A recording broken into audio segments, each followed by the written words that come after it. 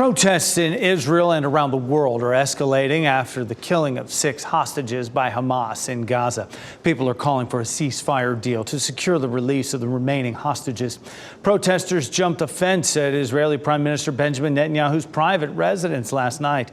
They want him to intensify negotiations with Hamas to reach a deal.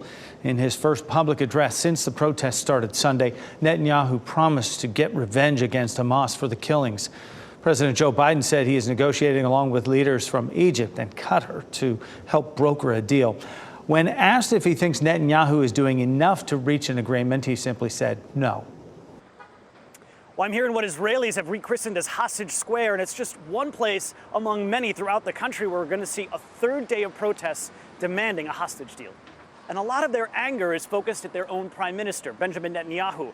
And this is about these 6 hostages who were found dead just a couple of days ago over the weekend. A lot of folks here say that even though Hamas pulled the trigger, they're blaming Benjamin Netanyahu for not coming to a hostage deal that would have freed them before they were killed.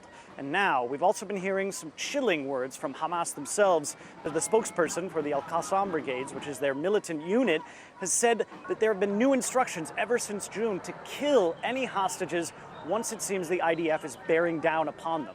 Now, this is a new ultimatum we're kind of expecting after we saw the corpses of those 6 hostages, because autopsies showed that they were alive 48 to 72 hours before their bodies were discovered.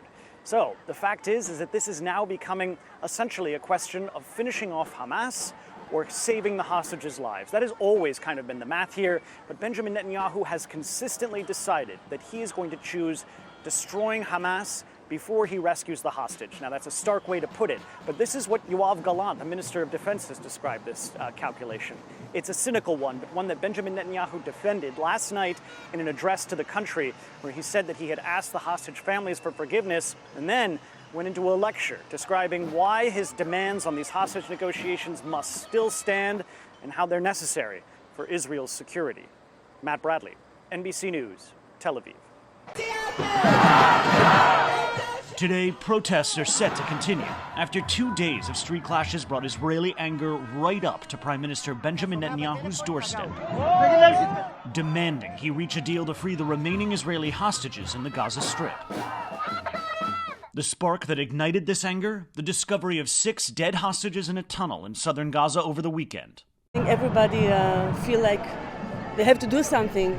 One of them, American-Israeli Hirsch Goldberg Poland, whose funeral was held yesterday. Okay, sweet boy, go now on your journey. I hope it's as good as the trips you dreamed about, because finally, my sweet boy, finally, you're free.